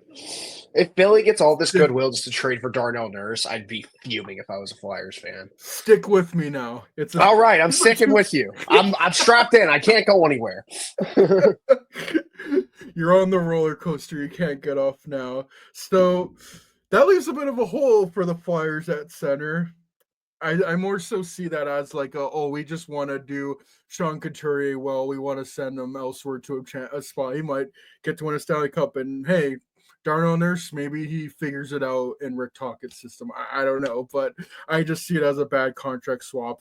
But the Flyers need to upgrade at center, and we've already heard them linked to Marco Rossi. So the Flyers are then going to acquire Marco Rossi and then send the Wild Emil Andre Bobby Rink in 22nd overall. Bam! How do you like them apples? That was a ride, wasn't it? Getting Darnell Nurse to get Marco Rossi is diabolical work. Left side I is did the Sanheim and Nurse in New York is nuts. Fuck. Okay. That's really good for Philly. I can't even believe I'm saying that with getting Darnell Nurse, and I think Couturier would be a really good fit. It allows you to play Draisaitl on the wing more, which I think benefits this lineup a lot more if Draisaitl's on your wing. I mean, he can play center, but like, let's be honest, if you could have two lines and you could run McDavid and Draisaitl together, leads to a lot of success. And worst case scenario, Sean Couturier is your fucking 3C. Like, it's a good spot to be in. It gives you actual depth, but also Sean Couturier has no back. So that's where I I get think that's the concerned. risk. Like you might look at, Darnell Nurse like is just bad, but I don't think he has any injury problems. So like that's the risk, but that's the kind of move you got to make if you want to get rid of a contract like Darnell Nurse. Yeah, you're not wrong. You're not wrong. And then obviously, I think Brink and you said Andre going back. Yeah, Emil Andre Bobby Brink in 22nd overall for Marco Rossi. Yeah, it's pretty much equivalent to what I mean. Just depends on how high you think of Bobby Brink, but I think he's a pretty good Mm-hmm. player. I mean, he's like Yeah. a worse Alex DeBrincat. Like, yeah, he's not putting up 30, but he'll probably get you 20. I mean, you need that, especially if you're the Wild and you're very top heavy. They could use the Yeah, depth like a middle scoring. six scoring option. Yeah. Yeah. I mean, again, this is a la la believe make believe land, but like that's the kind of trade you would have to make if you want to move off Darnell Nurse's contracts. And I believe if so, I have 1.5 mil retained on Darnell Nurse. Both of them would be making 7.75 until 2030. So You're gonna love my next one. let's hear it. All right. So you look at what Florida's doing right now, right? Ah, yes. They're two-time Stanley Cup champions. You know, they have done all these great Back to things. back. They've managed their salary cap immensely, but you know, you gotta sign people. Some people gotta get let go. Um, if I was a betting man, I would think Aaron Ekblad's the odd man out right now. leaves a bit of a hole on your right side. Florida, if they aren't one thing, it's creative. And the one thing they're creative with is being a very enticing landing spot to where people will move their nose moves to get I there. know exactly where you're going, and I love it. I think And you look at a team like Pittsburgh, they're looking to get rid of people. And I think Eric Carlson really wants to win a Stanley Cup. I think there's a world where Eric Carlson goes to Florida, half retained, which is nuts. Um, Now, what goes back the other way, I would have to think Mackie. Samaskevich. Yep, I Yeah, have to think it's Mackie Samoskevich, which Florida probably doesn't want to do. But Eric your top Carlson, four man. then is Forsling, Carlson, Mikola Jones. You're right back in the mix. And Carlson gives you a legit quarterback on the power play. It allows you to use Jones in a better way, in my opinion. God, Anton Liddell's Not making on five power goals play in one. 2030. It's disgusting. Um, but I think that trade ends up being Mackie Samoskevich, and I believe it's probably that second they just traded for. And then you probably get another prospect in there just because I think you got to even it out. So whether that's a Grayson Sachin, whether that's I know one of their better defensemen is Michael Benning right now. You throw all those guys away. Bye bye. See you. There's Yeah, the door. Have fun in Pittsburgh. because like you'll have Jack Devine come up next year. He can play a role in your bottom six. Um, that's probably the one guy I wouldn't want to give up. But the rest of these prospects go crazy, honestly. Um, you got to. I mean, you got a potential shot at a three-peat. You might as well take it. And Eric Carlson, probably the best look he'll get in a cup, and he doesn't have to be the catalyst on that back end, which I think benefits him immensely. So, end of the day, Eric Carlson 50% retained for Mackie Samoskevich, Michael Benning, and that 2026 second. And it's not going to be something Pittsburgh's happy with, but I think Mackie Samoskevich going the other way is better than getting the first round pick. Guy had 32 points in 70 games, couldn't even crack the lineup in the playoffs. That's a guy That's you can put with crazy. Crosby, and he's probably going Yeah. to score 25 that first year. So, hey, Kyle Dubas, well, he's one thing, he's creative, and he loves making those hockey trades as far back as Nazem Kadri. So, And that that's worked my out next so trade. well. That's my next trade. um yeah, like just if they keep Bennett and Marchand and then let Aaron Ekblad go out, as far as I'm concerned, they could put any capable right-handed defenseman alongside of Gus Forsling and make them into a top four defenseman. And yeah, just add in a future Hall of Famer and Eric Carlson, one of the best offensive defensemen of our generation, well before Cale Makar. Yeah, because Yeah. like again, Samoskevich didn't play. I feel like the fourth line you can do whatever with. Like you can just sign guys to league men and they'll fit in. But if you keep that top nine of where I said it felt like they had three first lines of for Hagee, Barkov, Reinhardt, Kachuk, Bennett, Rodriguez, and then you keep Lusterinen, Lundell, and Marchand together. Yeah, you do that. But it will suck losing Samoskevich, but would be nice three-peating as well. So, Yeah. You got to spend something to get something, mm-hmm. as the saying goes. So my next trade here, I have been clamoring for the Detroit Red Wings to get another center, like legit center, to help out Dylan Larkin. Or I another Marco remember, Rossi trade. no, Marco Rossi is being traded to two Or different teams. Nate They're going to have Danielson. custody of him. But I think a couple of years ago, I can't remember which deadline it was. It was either 23 or 24. I said that the Red Wings should get Nick Schmaltz for, like, I don't know, Simon Edvinsson. Like, I just want them to help out their center core. But this year, I am now upping the ante. Ooh, Vancouver Canucks, I still don't know what the fuck they're doing. And I know they want a center back. you're a madman. I know. I made this like when I saw the JJ Paterka trade happen at 10 o'clock. I'm just like, fuck this. And I just like got so delusional and cooked up these crazy fucking trades. And a center core of Dylan Larkin, Elias Pettersson, and with the wingers that they have, I think that makes them a playoff team right then and there.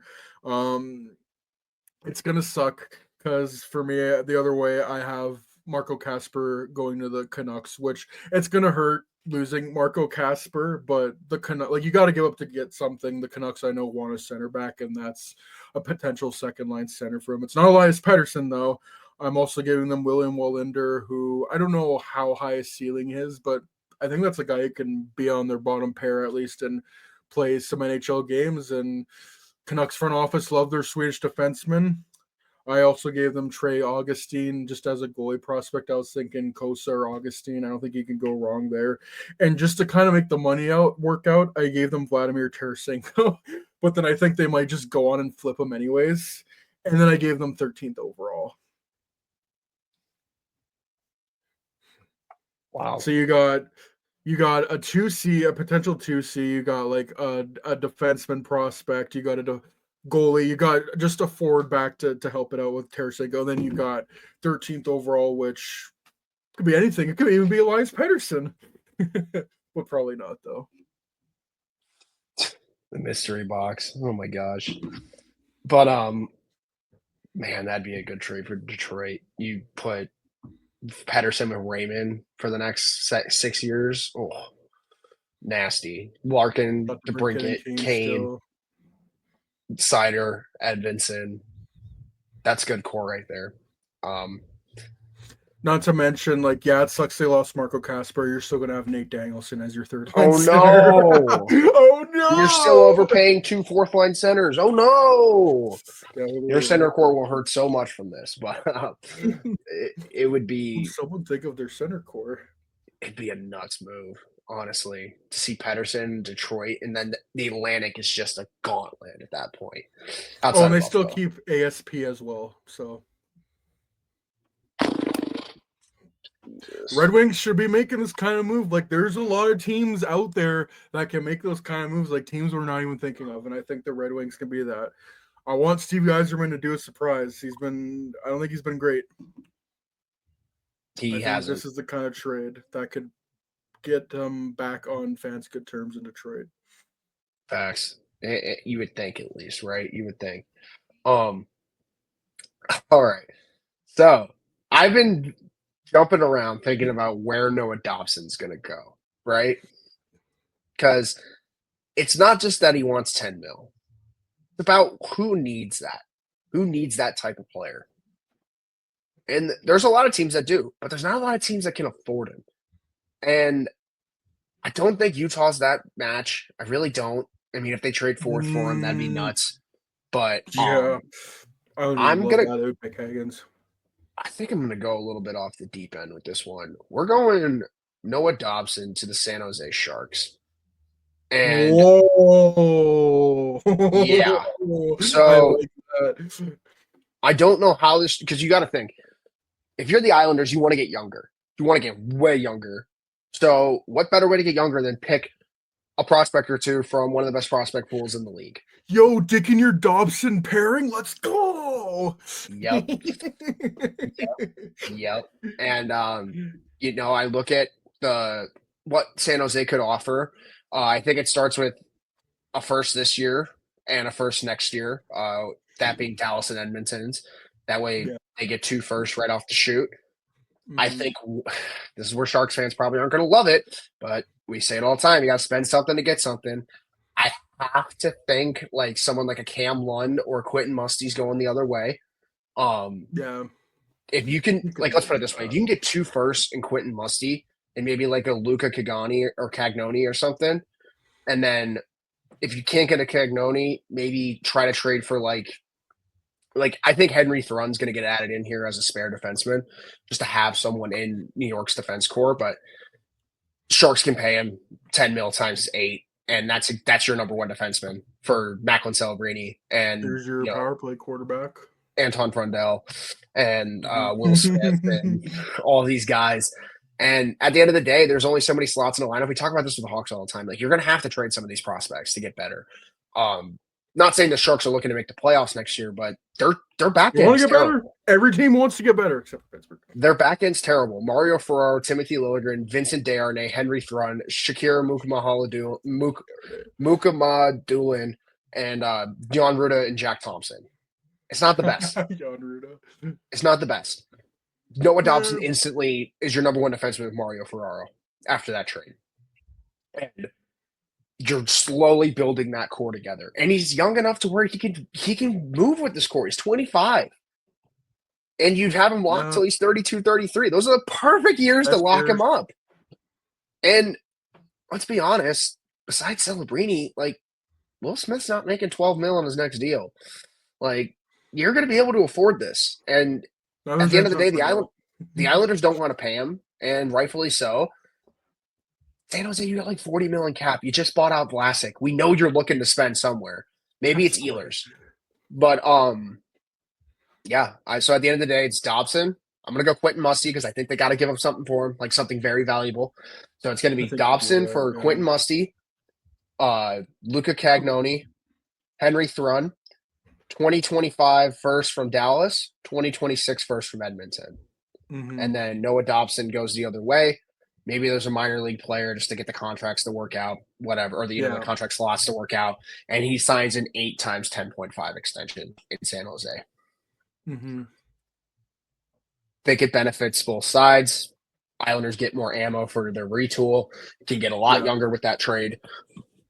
It allows for Schaefer to have an instant top four slot with Pellick or Pollock or someone of that nature, and San Jose gets a number one defenseman.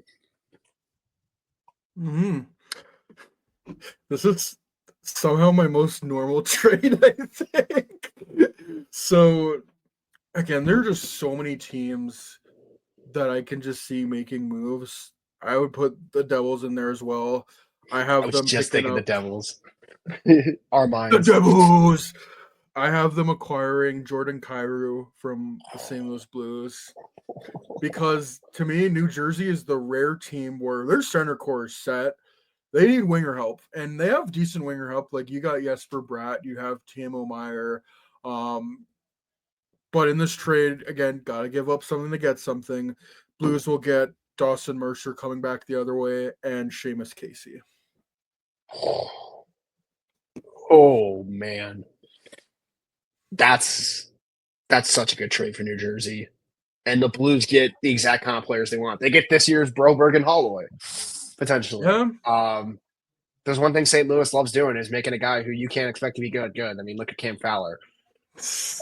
Yeah. And Resurrected him. hear me out even further.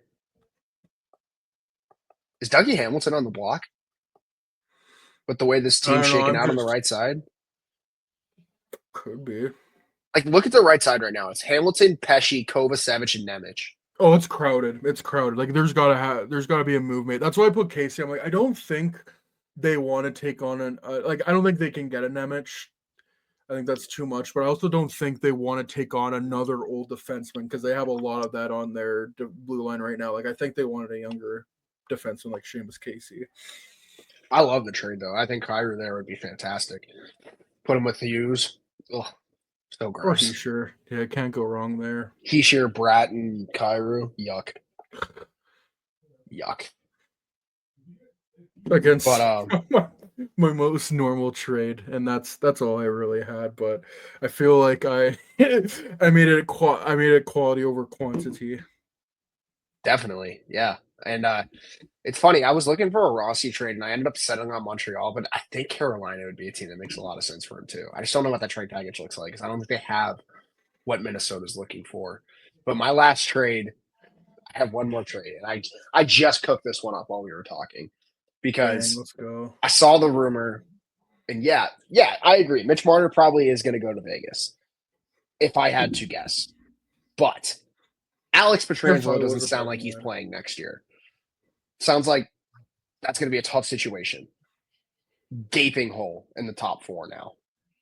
They're in on Rasmus Anderson. They've traded with Calgary in the past. Oh my god. Call me a madman.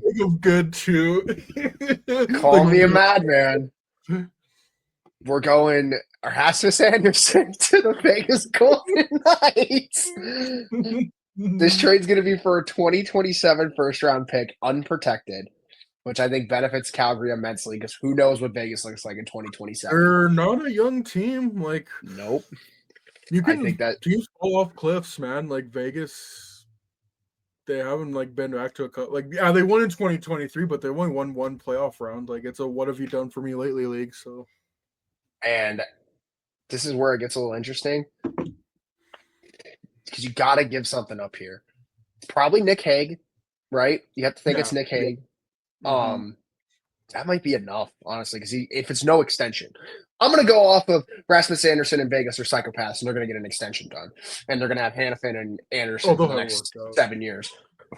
with So if they do Theodore. that, fuck me. If they do that, I think Nick Waugh goes the other way too. Mm-hmm. Oh no, then we might have to play.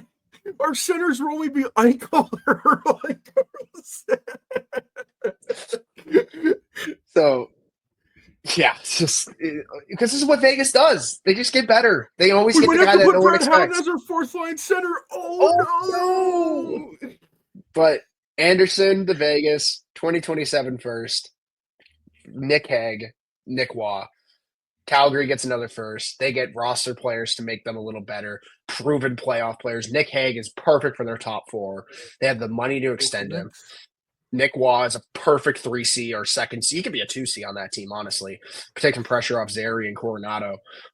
That's a guy who's never had a chance to be a top six center. Maybe he is a top six center. He's 6'4", for God's sake. And he's a playoff demon. I thought he was their best player against Edmonton.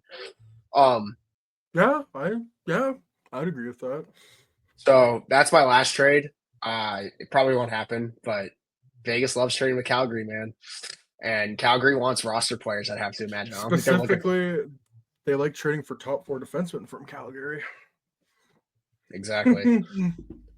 Like, odds are Calgary probably trades it for draft picks, if I had to guess. Oh, imagine Anaheim swings in for Rasmus Anderson for like pick I saw 10. Dallas throw their name in the hat for Rasmus Fuck Anderson. off. Like Dallas that. doesn't Yeah. can't even pay their guys. Like, I don't want to hear this. Jason Robertson for Rasmus Anderson. Killing myself. Oh my god. But Calgary's gonna be interesting, and I think Rasmus Anderson more likely than not will be moved by the deadline. And gotta think Vegas is at the top of that list, especially if they miss out on Marner. Mm-hmm.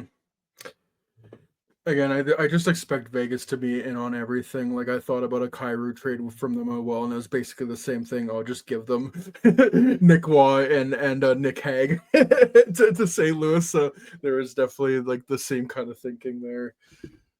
Yeah, Vegas. Vegas is gonna be a team to watch. Like, how would he like? There are so many teams that are gonna be to watch. Like, what teams are like? Oh, they're not gonna make any moves. I would probably, Chicago. yeah. Here's the thing. I hope all those teams make the move. Like, if Vegas is really looking to clear cap space, I would love for them to like try to get an Ivan Barbashev. Oh, same, 100%. Shit, like Give me Ivan. again, doesn't even fit in with our timeline really, but I would take William Carlson, and if they went crazy and tried to move off Nick Waugh, I would do that too. Like, so you're like center core Bedard, Nazar, Nick Waugh for next year. Give me that, and then you just throw Dickinson on your fourth line center. Oh my god. Jesus.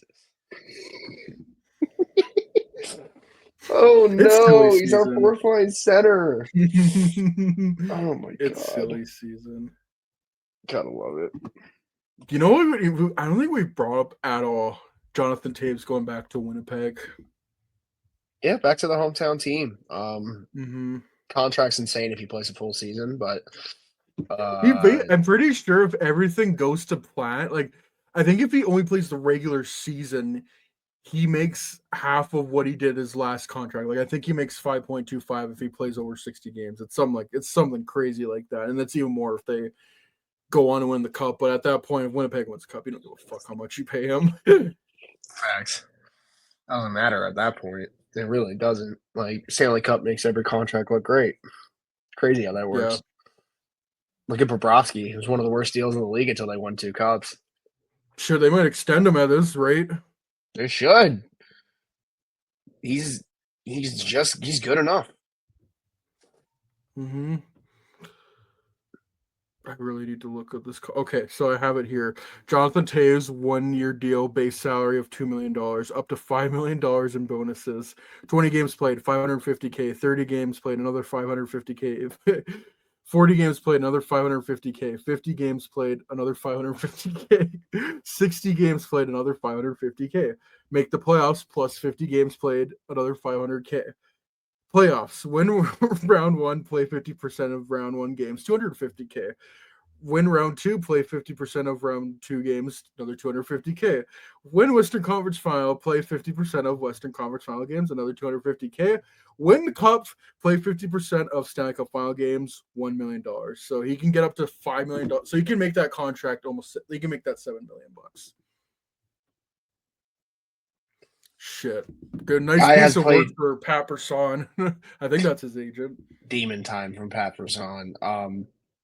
Don't know how this makes Winnipeg better, but I think you have to expect him to be a fourth line center, and anything else is house money. But it sounds like they want him to be the 2C, so we'll just see where Which that goes. is You still got to sign Gabe Velarde. Nick Ehlers is Ehlers going just on said he's market. walking, so They were like, "Oh, we hope he stays now that we brought in Taves." Nope. oh my god, He's like, insane "Nope, bye logic. bye." Kevin Shovel day off. You are something else. For every Mark Scheifele extension, there's that. It's crazy. Yeah, and For every Connor Dubois Hellebuyck trade, there's that. extension. But Yeah. hey, they're the President's Trophy winners, so the system Scott O'Neill plays probably benefits the Taves a good bit, honestly, in terms of the way they play very structured hockey.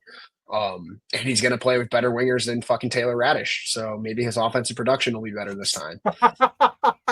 Yeah, he will have. We'll have Kyle O'Connor and shit.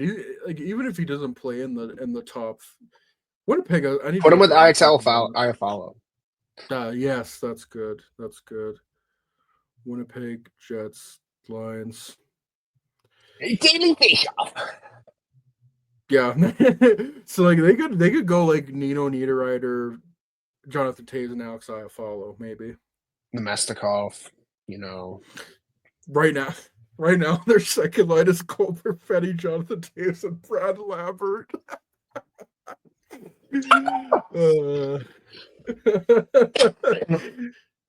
That's awful. Yeah, I think they have a bit of work to do. Yeah, but they can't sign free agents, so I'm fun with that.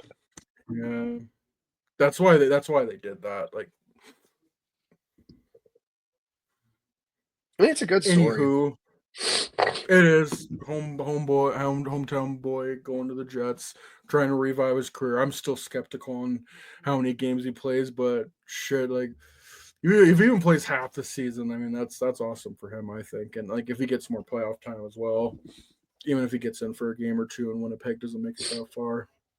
It'll be cool. And his return to Chicago will be cool too. Yes. Oh, him playing against Bedard and Nazar for the first time, gonna be chills for sure. Bedard's gonna snatch his chain. Let's go. And Nazar too, both at the same time. This is getting out of hand. Now there are two of them. No, there are two of them. Michael Misa got room for one more. So I got Twitter questions, just a couple, but couple questions. Finding Twitter questions. First question. From @Reese Johnson fan. How happy would you be with Misa at 3, Nestrassel at 25, and West at 34?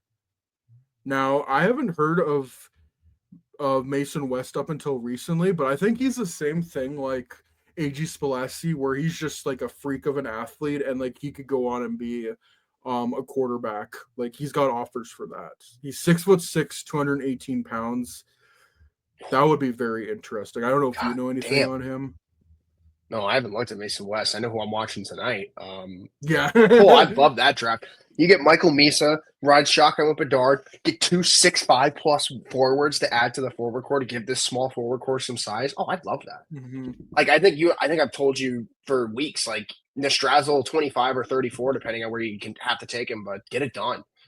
That's a 6'5" power forward that his comp has said himself was Matt Nyes. I'd love a Matt Nyes in this system. Come on. And everyone in Muskegon's raved about him. I forget where he's playing next year, but God, I love that player in the system. And then I got to look at Mason West, but if he's 6'6", 218, and he has even a remote amount of offensive skill, that's exciting. So he has an August 2007 birthday. Crazy. If you're younger than Six your foot Nintendo six. DS, you don't get to speak. Dude, there's gonna be kids like next year's class. There's gonna be kids that are gonna be born after GTA 4 came out. Oh my God. Crazy. There's gonna be kids Terrifying. being born the same year Obama was elected for his first term. So Mason West, again, 6'6", 218 pounds. Played for Adena High in Minnesota, high school in Minnesota. Minnesota. Where have I heard this before? The Blackhawks taking on a big guy from Minnesota. Surely that's never worked out before. Yeah, if he's at 34, why the hell not take a chance on him? Vaclav Nostrasso, where is he playing next year? And oh yeah, Muskegon. It hasn't gone wrong. Surely the Blackhawks have never taken anyone from Muskegon before. University of No. Massachusetts. No, Oh, fuck no. yeah. He's at UMass next year. Let's go. He'll get big minutes Yes, there, and if it sir. doesn't work out, he'll go transfer somewhere. And then yeah, like Michael Misa at 3. Yeah, we're good with that too. He's in like a motherfucker all night if ends up happening. Oh, I mean, if they do draft Misa, I'm pretty sure there's an option where I can just transfer the camera to my phone. I'm gonna take that and then go to run the around the bathroom and house. shave. That's awesome. I will do Freaking that if that happens. sir, man, can't believe the Hawks are going to draft a 4-player center who wears number 77 at third overall. Can't wait to get my jersey changed. Crazy. No, but yeah, if it's any combination of that, that's great. And I would put like I would love Nostrassel, but if they even go like Malcolm Spence at 25, I'm good with that. Like a Bill Zonin or Colin Potter. It really just seems like the Blackhawks are going to draft Colin Potter. Like they're going to find Kyle Davis is going to find a way to draft him. Or Lev Katzen, one of the two. Mm-hmm. Just water bug forwards. Yeah. And then the last question from at Chi-Town Drew: do you guys actually believe that Miso falls to us? Listen, I don't think it's not a guaranteed thing yet because we said earlier, like off the top, GMs do lie at this time of year, but then also like that's for trades. I think with draft picks, it's different. Every time we've heard, because there was rumblings that Anaheim wanted to take Leo Carlson at number 2, and that ended up being true. And then we heard, well, Montreal wants to take Slavkovsky. I want to end up being true. I don't get what San Jose gets out of putting out there that they're going to draft Anton Frendel at 2. Like, I think they're trying to like almost like set like expectations for fans so they're not like shocked when it happens. I truly don't know what it would benefit San Jose to do unless they're just trolling the Blackhawks. But it sounds like the Blackhawks are operating that they're not getting Musa and that they're probably going to pick Frondell. Well, yeah, you can't base your draft on a hope and a whim. But No. I mean, we've seen it time and time again. We talked about it with Carlson 2 years ago. The noise was out there all week. People forget. The noise was out there about the number 1 pick being up in the boards 4 years ago, up until the day of the draft when Emily Kavanaugh was like, yeah, it's probably Slavkovsky now. This happens all the time. And the Hawks even did it. 2019, who was it? Bob McKenzie dropped that at like, or was it Mm-hmm. LeBrun dropped it at like 2 PM, I think it basically was saying they're Fred super interested Bittinger. in Yeah. Doc. Like this Mm-hmm. happens all the time. And I can't help but think it makes sense. Like they need a different style player in that system, and they don't have an elite shot like that in their prospect pool. Makes a lot of sense. And I love Frondell, so like I'm here for it. And like you said, these teams have Barkov fever right now. It's a real thing. They have Anton Lundell fever right now. People want that type of player on their team. So I think that plays a lot into this, honestly. That's why he's gained so much noise in the last month. Never wrong, just early. But Mm-hmm. I the more the days go by, the more let's put it this way. I'm at the beginning of the week, I was about 595 on if they can get Misa. I think I'm at like 35, 65 now. Like the more the noise hears, the more I'm like, And the other big thing is you look at Vegas and what they're saying, because Vegas is on the money with this shit all the time. Who they're picking. Michael Misa's stock has dropped immensely in the last 4 days. It was at like plus 700. It's at plus 125 now. Anton Brundel's at plus 150. It's neck and neck. I think there's legit noise. I don't think it's a coincidence that every major prospect guy that got to LA is immediately saying that. I don't think it's a coincidence that, like you said, Pronman drops his mock draft tomorrow, right? You Yeah, might so even. I'm going to check if it's out now, to be honest. because that'll be the depiction. But as much as I don't like Pronman, I would say he's probably he's probably the most locked in out of any prospect writer. Like I think I'm pretty sure the 2020 draft, like he spoiled the whole first round. he knew everything. But yeah, they're gonna have nothing. They're in a really good spot. I just can't help but say that. If everything we're hearing is to be true, it's Misa or Frondell, and I can't be happier with that, honestly. And like I said, if it's Denoye, I'm gonna be mad, but credit to Davidson. That's the biggest smoke screen I've ever seen in my life. But all the Hawks guys are dropping their Misa articles today. I don't know, man. And it's not the first time we've seen an elite forward fall down the line and fall right into a team's lap that needs him. Happened the last 2 years. Fingers crossed. It's exactly what the Blackhawks need. Like this is what we've wanted them to get last year with Ivan Demidov. I don't know if Michael Misa has quite that ceiling, but that's still, I think, a guy, dynamic offensive force who can be just consistently like a point per game guy, and like you're attaching him to Connor Bedard. At this point I don't care who is center. You just put them together and you figure it out from there. If we get Brundle, I'm still ecstatic. Like I think we're gonna celebrate that. But yeah, if Michael Misa falls, like that's gonna be a special kind of celebration. And I don't think there's as big as a discrepancy between like Misa and Frondell as we might think they are. Like again, I do prefer Misa or Frondell, but I'm not like, oh, this is leaps and bound a better player. Like again, if you like a guy, and this is such a copycat league, like if you think that Anton Frondell can be like your Sasha Barkov, and you feel that kind of diversifies your lineup more when you have guys like Will Smith, and you already got Macklin Celebrini on your first line. That's like he's a dog. Like I think Celebrini's gonna get Selke votes down the line and just consistently be like a 90-point guy. But yeah, I'm still operating like, oh, Sharks are gonna take Misa, but I'm also very like optimistic. More optimistic than I was a week ago. Let's just put it that way. So I was just like, screw like even them just being locked in the front down. I'm like, are they gonna go get a Denoye? Are they gonna maybe look at Martone? I think that discussion is gone now. I think Misa or Frondell. Misa and Frondell, yeah. As it always should have been. Mm-hmm. It's either never wrong just early or I always fucking win. There's no in between, baby. And then if it's Denoye, it's killing myself on stream. That or we're put on a watch list. Or both. Oh, it's okay. I'll have the video ready of when Nolan Allen got picked. That'll be the reaction. Logan Stankoven was right there. I don't know if anything. I don't know if anything could like really be worse than that night. That was brutal. Just at least it's not 8 years. Oh,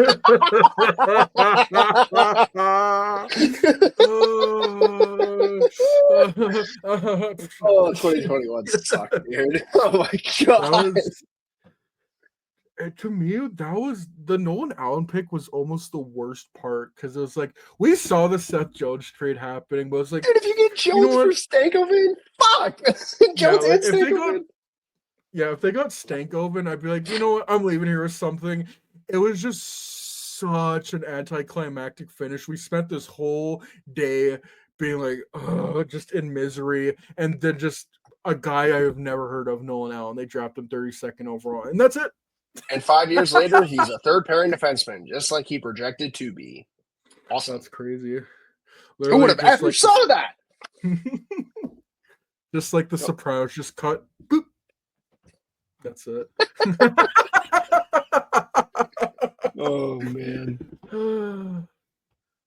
Well, I'm like I said at the beginning of the episode, like I'm very much like a happy, kind of nervous, like I'm ready to ride the roller coaster. And I've Like, been I'm waiting all ready week to, for this. Like moving yeah. this week has helped. Obviously, I've had a couple of injuries along the way, but What? it's been a wild week, and I'm very much looking forward to tomorrow on stream. Me I have a too. couple surprises on deck. I think my buddy Keegan's going to come What? over, big Islander fan, so we'll get his Mhm. reaction for the first overall pick. I'm going to buy some Pokemon cards tomorrow. We're going to rip some cards on stream Hey! when we hit commercial breaks. I think it's going to be a fun stream tomorrow. I'm pumped. We haven't done a live stream for the draft in 30 years. This is going to be fun. 4 We did a years. free live stream for the draft, and then everything happened once we ended the stream, but it's okay. And then during commercial breaks, I'll be going over the Lord album track by track. No. Oh, And money! it comes out at 10 my time, so there's still another few hours. So yeah, like I'm gonna get the podcast out and then listen to it, and then I'm going to bed, and then yeah, work, and then doing the show tomorrow. It's all gonna happen quickly, and like not even that, the draft, and then free agency is in less than a week. So Oh yeah. don't think the Hawks are gonna do anything crazy. Again, my expectations are so low. If they get me, so I'm happy. If they do nothing for the rest of the off season, whatever. Fuck yeah. Anywho, do you got any closing remarks, or we can wrap this up here? I think we touched on everything. I don't think we're missing anything. We got everything. I just know I'm going to see F1 in like an hour, and Noah Dobson will be traded when I'm in that movie theater. I can just sense it. I sense Ken Hughes' bald head. He's cooking something up. Yeah, it's very much like this show very much could be out of date by the time I get it out. I'll try to get it out as quick as possible. But yeah, now just like these past few days I've been on like alert every time I feel my phone go off. I'm like, oh fuck, did a trade happen? And anytime I see that Blackhawk logo, I'm like, what the fuck did you do? What did you do? And it's just, oh, welcome to Los Angeles. Yeah. Silly season, get excited. And then we'll probably do another pod previewing free agency, I'd have to imagine. Oh yeah, we'll do a podcast like probably after the draft and Sunday, maybe. Yeah, Sunday or Monday, one of those days. I'll be free all those days, so we'll figure something out, and maybe we'll get. I don't know if Jacob's gonna want to join the stream tomorrow, but maybe we can Poor guy. Oh man. Maybe we can get him on the podcast when hopefully he'll do it a little better, cools off a little bit. Yeah, oh my god. I just hope for his sake Michael Kessling's the upside that I think he has, which is a legit top 4 D man that might bring out the best in Owen Power. I think that's a win in itself, but it's bleak. It's bleak. Not great. Yeah, not great. Alrighty. I really can't wait for the draft tomorrow. Oh yeah, we're gonna be streaming it, so don't miss out on that. Thank you for tuning in. Give us a 5-star rating on your preferred podcast platform, whether that is Spotify, Apple Podcasts, Google Podcast, Amazon, whatever. Watching our beautiful faces on YouTube, be sure to smash that like button, hit the subscribe button, notification bell, so that way you don't miss out on us streaming the draft tomorrow. So yeah, for Pierce and Dylan, take it easy, y'all, and we'll talk to you tomorrow when inevitably this episode is out of date. Peace out, y'all.